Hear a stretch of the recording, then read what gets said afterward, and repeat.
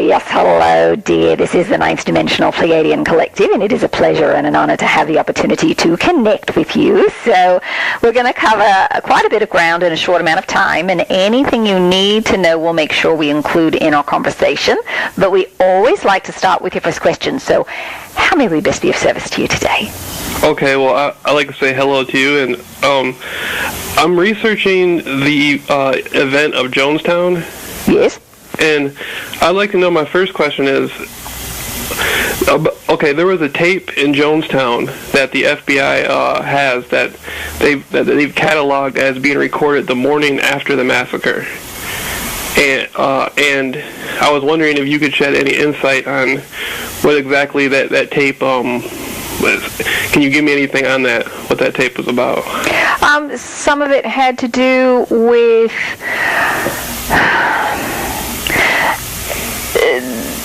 Some of it had to do with the perspective of what was left behind, just the ramifications of all of that. Some of it was also recording done of what was catalogued itself, and some of the esoteric principles and beliefs that were being, we'll say, touted. That's the best way to describe it.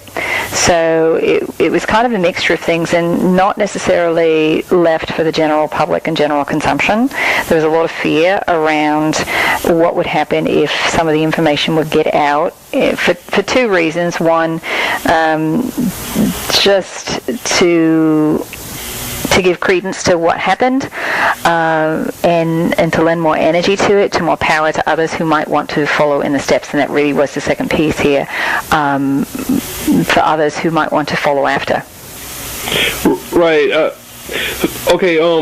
I was wondering, there's a lot of speculation around, like, mercenaries or Green Berets and are maybe some sort of splinter militant forces that were part of some sort of contingency plan to basically shut Jonestown down and sort of rewrite history, like move the bodies around. A lot of the bodies, they're all face down, and it's just sort of like there's a heavy presence that somebody else was there very heavily, and, you know, kind of that was all none of it was put into the books, so to speak. Well, as we said, there was a lot of fear about how it would be perceived, right? And those who would want to follow, perhaps in footsteps.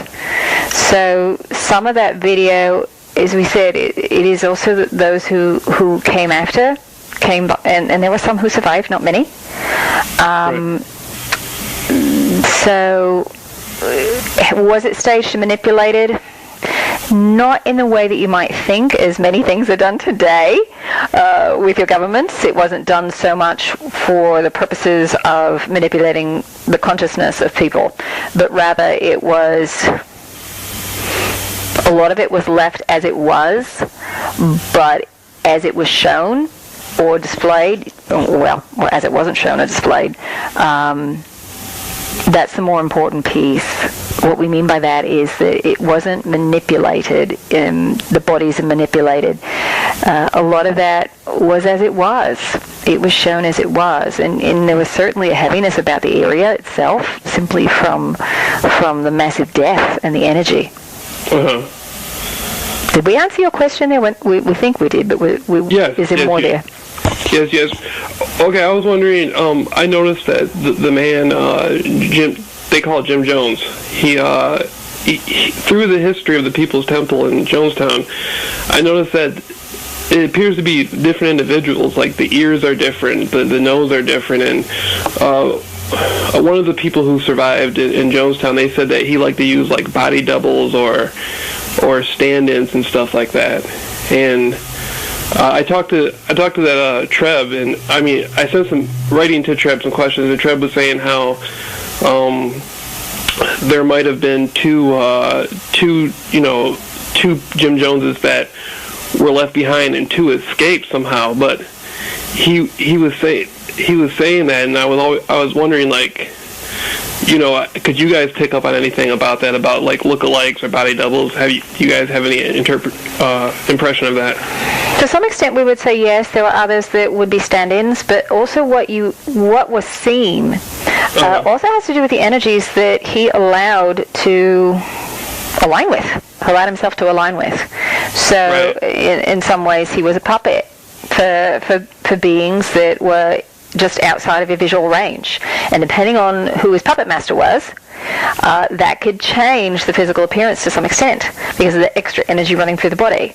So things could appear slightly different. So while the potential for body doubles is there and were occasionally used, some of the video, it is him, it's just different energy that's also coming through with him that makes him appear slightly different. Yeah, that was another question I was going to ask you. I was wondering, like, a lot of these events, like the Manson family, Jonestown, the Zodiac Killer and stuff, it almost appears, like, I have some sort of impression that, like, groups like maybe the ancient reptilians and these different types of groups, on some level, are, like, architecting these things through humans on Earth, and they're helping to arrange this maybe to sustain their existence on the sixth density? To some extent, yes, because they feed off of that energy, and it goes part and parcel with the grand plan, where you have free will, and you need someone to be a victim and someone to play a perpetrator, and it's the interdimensional aspect of the game. So there are beings who still to this day with the major things going on the planet, they are working with individuals who are in human form, and they are making suggestions, and they are able to see things from a slightly different perspective. Sometimes that does mean timelines, different potential realities, and they are skewing things towards their favor, but it has to be done with the free will of the human. And many are choosing to abdicate their discernment, as it were. And sometimes it's not even the discernment. They're just willing to go to that dark space. And so certainly there are interdimensionals who are playing around in your reality. Right. Now, when someone goes to the dark side of experience, when they really start working with a lot of the fear, a lot of the dark energy, and suppressing the divine nature, it opens up within them the potential for those lower interdimensionals to connect very easily with them. They're very easily manipulated. They're very easy to connect to. So it's like a grand invitation, and so lots of lower entities and energies start showing up. Yeah, that's something I realized is like a lot of things that happen is on an energetic level. Are there entities who try to like cover things up so other entities later on can't look into it and see? Like, do they cover their tracks, like the interdimensional type of beings? Do they try to hide their steps? Just in some ways, yes. In some ways, no. Because so much of it, because how you have been socially conditioned, seems so fantastical that you can't imagine that would be part of your reality. Your true history has been suppressed. So even the idea of an ET for many is just so far out there they can't go. So any sort of story is going to be taken as a joke. Any sort of ET report. And so from that standpoint, they're able to kind of cover the tracks because it sounds so fantastical. But in some ways, it doesn't really matter to them because they are using the human. And if that one fails and dies, then they go to another. Right. So in their perspective of humans is that they don't have a whole lot of value. So they don't really care. Yeah. There was some murders that happened back in the late 60s. Allegedly, a cult had did it. There's this a man named Charles Manson. They're saying he was a part of a cult, and he was involved with the murder of this movie star. And I'm coming from a conspiracy research angle, and I'm finding a lot of weird connections that, it doesn't look so much like he did this by himself. It looks like this was done with the help of, an intelligence network. Yes, and you'll see that with many things. And the blame will get placed elsewhere, and especially for those who have already been labeled as one who does negative deeds. All right, so if you're already considered a mass murderer, let's just reframe it and hang it on you. There are many instances where there have been patsies in your history. You know, the example of your President Kennedy, for one, and who's really pulling the strings. If you look into a lot of that, especially even with Manson, you will find that a lot of the people who have created a lot of the cover-ups and some of the governmental programs for what we will call mind control, they're all connected. They're all connected. It's part of that same game. And sometimes what will happen is that one will be a part of those programs and working with the mind control, and they will snap. The mind will break. Yeah, I can see that happening. And unfortunately, you see it more often than you might even recognize. You see it in a lot of Hollywood. Right. But if you start looking at a lot of the major events and the things that just seem a little off, you'll see that a lot of these agencies, and if you want to call them control agencies, and these are the families, most of them are in the background, and most of the names you don't even know. Yeah, exactly. They're not family names that you would be familiar with, and they're the ones that are at the top echelon, and they're also the ones that are working interdimensionally. Yeah, well, you know, that's one thing I discovered with this Jonestown thing is a lot of, like, not even just the central, like, people try to say it's all the CIA or something. I notice that there's always so many different groups involved, and I noticed the psychiatric doctors, like, there's this place in the prison system called Vacaville, and I noticed, like, with the SLA, the kidnapping of Patty Hearst, and a lot of different things, it seems like I kind of termed to myself the Vacaville Mafia, because it seems like there's a bunch of psychiatrists who are behind all these criminals doing all these big things. Well, it's their experiments, yes, and they've been set out on society to see how they play out. Right. And again, is what we were saying, these interdimensionals, they don't really care about the human condition, and those at the top, they are satisfied with their power, so you know they are in a sense kind of directing that energy, and again letting loose that energy, that fear-based energy. It keeps the masses in fear, so a lot of the stories get spun through your media to keep the masses in fear from feeling autonomous, from feeling empowered to feeling self-expressive, and by doing that, it keeps those in power, right? Because nobody's really complaining because they're in too much fear. Yeah, you know, I met this. I was going to this bank, and there was an individual there. It was a female, and she was extremely slender and blonde, and the way she moved and everything, I knew from my study of trying to visualize, like, the Earth reptilians and stuff, I spotted immediately that this wasn't a human, or was a human with a very strong energy of the Earth reptilians. And I basically confronted her on it. I was alone in a room with her, and I started telling her about the lizard people underneath Los Angeles and the Anunnaki and all this stuff, and I could tell she knew exactly what I was talking about. And it was almost like she was wearing like a holographic shield. She didn't emotionally react to it, but I could see that she became aware that I knew she wasn't who she was projecting herself to be. And she even changed the bank. She left the bank.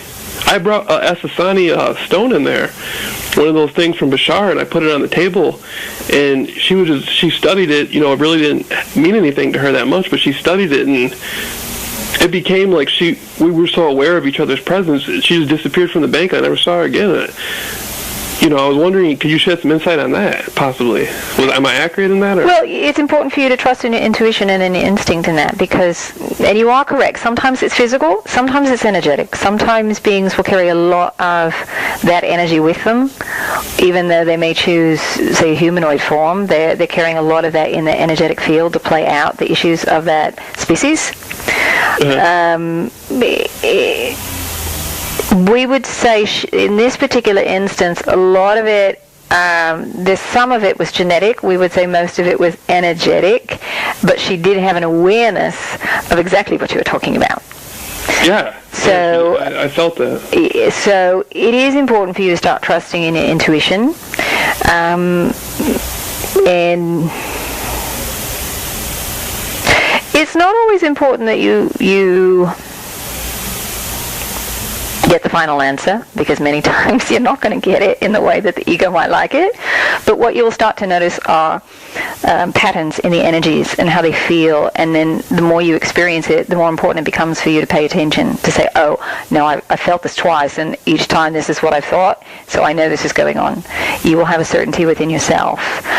There is a difference between the physical presence and the energetic. In the physical presence, for you as a sensitive, it's going to feel like the joy got sucked out of the room. It's going to feel very heavy and very depressing. You will feel it in an emotional way, more so than someone who's just carrying the records in the field. They feel a bit off, and it feels like they're aligned with that energy. Having said that, with the reptilians, it is important for you to know that there are both positive and negative that are inhabiting your planet right now. Yeah. And some of the positive ones, it's a mix where they're from. Some are from Pleiades, some are from Sirius, but most of what you will encounter on your planet, it has a bit of a heavier, darker energy. Mm-hmm. Yeah. They connect a little bit more with sort of like the conquer and divide type of mentality they might have. Yes, when it comes to the reptilians and the draconians, their energy is very family-oriented in a sense, bloodline-oriented. Like the mob almost. Yes, if you are outside of the bloodline, you're the enemy. So it's very cliquish, if you will, very tight-knit, but even within that, there's a lot of competition. So it's about who holds the power. So it's very hierarchical in their structure, both the reptilians and the draconians. Yeah, so do they own different groups, like different groups of humans? Do they claim ownership of different groups, like different types of reptilians and stuff, too? Do the reptilians do that? The draconians do that? We're not sure who you're asking. Who they? Yeah, like the Earth reptilians or the draconian stuff, do they like pick and choose different groups of humans to try to do stuff on and make them fight against each other? It usually has to do with the bloodline, because it's easier to control and manipulate. There's a genetic connection. And when something has been done for thousands of years through a bloodline, it's in the DNA record, so it makes it much easier to do it to any offspring. You've probably heard us talk in the past about how, when you learn something, when you're able to integrate something, you send the information off to your entire genetic line. The same thing happens when you have a negative experience. If you have a great fear-based experience, that gets sent off to your genetic line. All that information gets shared. So when it comes to working for a very long time with those beings, with the bloodlines, it gets much, much easier to manipulate them. And especially because many of them, from a young age, have been conditioned. And this is true for various ET races that interact with you. They will stick with a particular bloodline, a particular group, because of connections sometimes to their species, and then they will stick with the family. All right, because if they've worked with a family member several hundred years ago, that information is still contained within the genetic record. Yeah, I've noticed that some people seem more, they have more of a hold on them. It's more the energy, like entities, like, people traditionally call them demons, but, negative entities have tight holds on some people. And, it's difficult for them to get out of it almost. Well, and it also there are two reasons for that. One, a lot of that's set up in childhood. A lot of reinforcement of the negative in childhood. You're not good enough, you're not deserving, you're not worthy, who are you? That gets strongly reinforced, and most often in abusive households. For others, it's also the fact that you have to hold a lot of fear in your field in order for that to go on. some people can process through their traumatic childhood, and then it's not a problem. They're carrying more light. And here's the thing, when it comes to light and dark, it's not about one extinguishing the other. It's about releasing fear. It's about acceptance. The best way for you to deal with the dark is simply to accept them for who they are, not to want to combat them, but to allow them to be. It doesn't mean that you want to go down to that frequency and play with them. You're choosing to have a different version of reality for yourself. But it's not to hate them, not to fear them, because that will just tie you right into their vibrational level, so that you do have an experience with them, so that you can let it go. I've noticed that I learn a lot. Like I was doing my research last night and early this morning, and I was listening to speeches by the People's Temple and the Jim Jones, and it was similar to when I used to listen to that Charles Manson guy. And I was doing my conspiracy research on it, and I had to listen to what these people had to say. And even though they were in the dark light, a lot of it was extremely intelligent. Yes. What they were saying. Well, and that's the thing, and you still see it today. If you want people to follow you, you have to give them truth, and then you just color it with a bit of what you want and manipulate them in the way that you want. But because if you told someone a bold-faced lie, they would know it. So it is about being very seductive, and what you will find is that most of those who are cult leaders or mass murderers or even serial killers, they're usually very charismatic and very seductive, and they're able to draw people in. If that quality wasn't there, people would not be in their frequency. So they got very good at reading human nature and manipulation of that. So a lot of the dark, it's not that the information is any different than the light, it's how it's used. The information itself is neutral. The difference between light and dark is that dark uses the energy for personal gain and power. Light uses it for the benefit of self and all others. Yeah, it's like it's filtered through same thing, just through two different belief systems, almost like. Exactly. That's exactly what it is. It's one for personal gain and the other's for the collective gain. That's the only difference really between light and dark. I went and I did this channeling session with Daryl Anka on the Bashar a couple years ago, and I was asking him all these questions about being watched, I was asking him questions about the Central Intelligence Agency stuff and being watched, and I had some sort of experiences where it's like this the agency or the entities behind the agency sort of in a sense revealed themselves to me a little bit, and I'm wondering, do these entities, do they look into what I'm talking about in my research at all, do you think? To some extent, yes. At this point, everything all of you do in the United States is monitored. You have very little privacy. It is far more incursive and invasive than you might even begin to imagine. If most of your populace knew what was really going on and how much you were being monitored, there would be riots in the street. So yes, all of that is observed, and it's really important for you to know that you create your reality. You deem what you decide to play with. So if you need persecution, then you will create a situation and scenario where you're being monitored and persecuted. If you clear and integrate that within yourself, that will never be a problem. Well, the police, they picked me up, they pulled me over one time. I was walking, this was a few years ago, and they asked me my name, and I pretty much, I felt like I was being bullied, and I wouldn't agree to anything. And they eventually took me to the jail, and I said, I'm not going to sign anything, I don't agree to nothing. And it's like the whole system collapsed, because I wasn't agreeing to, they said, who are you? And I made up a new name, and I said, well, I'm this other person. And they showed me a picture of my old self, like myself, and I said, that's not me, that's a picture. How can I be a picture?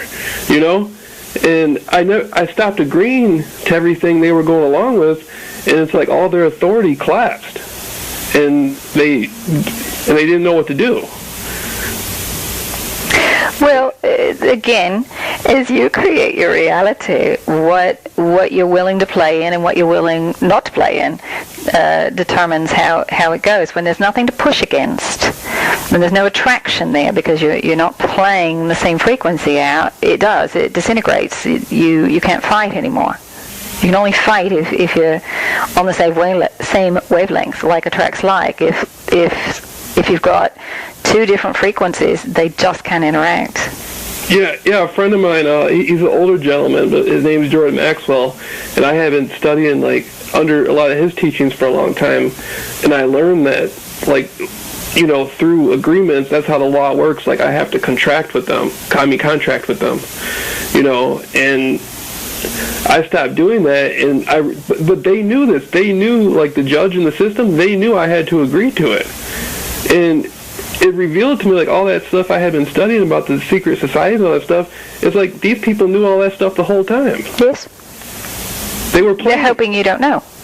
Yeah, they were playing me. It was weird. Well, we would say it's the same thing as above, so below. So, in a sense, this is how it works energetically. You can only experience what you agree vibrationally to be in alignment with, and then your law system is somewhat a reflection of that, and you have to agree, and the way it is written in your laws. Yeah, I've seen that, how you know, the different things that the judge represents, or like there's a jury of 12, and you see 12 played out, like, you know, a 12-step program, 12 grades in high school. You know, they play the 12 out, and everything about the law system is based on these, like, these numbers, you know, like I don't know, I can't explain that. Well, your system is based on 12. This entire, the universal game is based on 12. And 12 and 13 are very powerful numbers. The 12 combine to form the 1, which is the 13th. That's why 13th is such a powerful number. And that's why it's made to be unlucky. But it's coded. So you'll see a lot of things that are 12s. 12 is very, very powerful in your system. I was just doing, right before I called you, I was doing this density class with that Rob Goff guy, and he was just talking with this entity named Artif or something like that, and they were just talking about that 12. That's synchronistic for you to say that. Just note that. Pay more attention to it. Yeah. Well, hey, the time is about running up, so... Well, we've got time for one more quick question if you've got it. Okay, one more quick question. Okay, I want to ask you, is it possible at some point for an entity such as myself to channel an agency such as, like, the Central Intelligence Agency? Can I channel that as a living entity and get that, extract information from it? The first question would be why? Information from my studies. What we would say, it's not even about that. It would be going to the original incident. It would be going to... It wouldn't be you channeling the agency as an entity. It would be you accessing records of experiences that were had. So if you wanted to know about, say, the video as it was recorded, you would go to the experience of the beings who were recording the video, what they saw, what they experienced. You wouldn't need to go to an agency. So this is about you learning how to access the Akashic realm. Now, whether you want to channel or access the Akashic realm, it's the same thing. It's about learning to read frequency. It's about opening yourself up and then accessing different levels of frequency. There's really nothing that you don't have access to in the Akashic realm as far as your history goes and everything that's happened on the planet. The problem is you have too many fear programs in place, all of you, to really fully access it, and it just takes practice. So the first thing we would say is to set your intention of you wanting to access the Akashic realm. The second thing is to practice putting yourself in your heart center, all right, learning how to get out of the mind and move into the heart, and then asking your question, being as specific as you can be. And there are beings in the Akashic realms, and in a way they are librarians, and they will help you find specific records of information. Here's the other thing.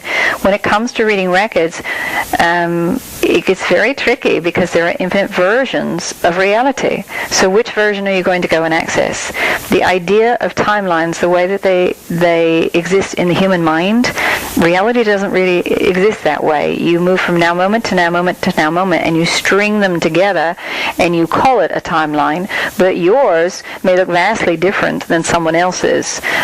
Yours may have a different pattern. It may look like a mountain if you were to look at it in a linear graph form, where somebody else might look like it goes into a valley and stays down in the valley for a while and then comes back up, but you share a point, a now moment, and that you say, this is my quote-unquote timeline, but it doesn't really exist that way. So which version are you going to take is the one that resonates with you as truth from the perspective and the moment that you're asking the question. And there are librarians who can help you to find specifically that information. So you can call on the librarians.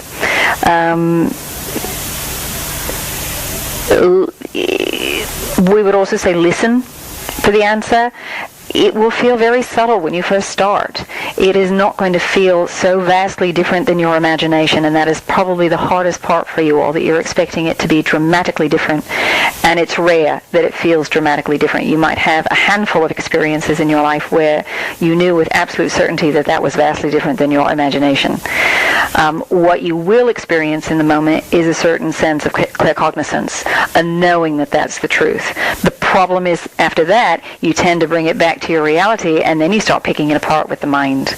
But in that moment, you have certainty, and that's what comes with practice, is the awareness of this certainty. All right, so that you, when you come back to the mind, you say, I remember that feeling, and I need to go with it. That is being truth because it resonated so deeply with me. And then if you need confirmation, ask for it. Ask to be shown by your guides. You can call on us to put the confirmation in your field. We may do it through a book or through symbols or someone else overhearing a conversation. Just as you received 2 instances of the number 12 today, those are things to pay attention to. And if you wonder, is this my sign or my confirmation, take it as such. All right, because otherwise it wouldn't even pop into your mind that it might be. So we hope that helps you. It does. Thank you. And have fun with it. All right. Remember that, truth is not an absolute. It is always colored by perspective. And which perspective, what degree, what angle are you looking at things from? And that becomes very important, especially when you're trying to find the quote-unquote truth, because that can make you go nuts trying to get to the bottom of something that seems ever elusive. Take it for what it is today, what resonates with you as truth, what resonates tomorrow, maybe something vastly different. So we'll leave you with that. Feel free to call on us directly. You don't need Wendy. You can go through the process we just described. Put yourself in your heart center. And until then, we will be watching and waiting and sending many, many well wishes. Okay. Thank you very much, and have a pleasant time. It's our pleasure, dear.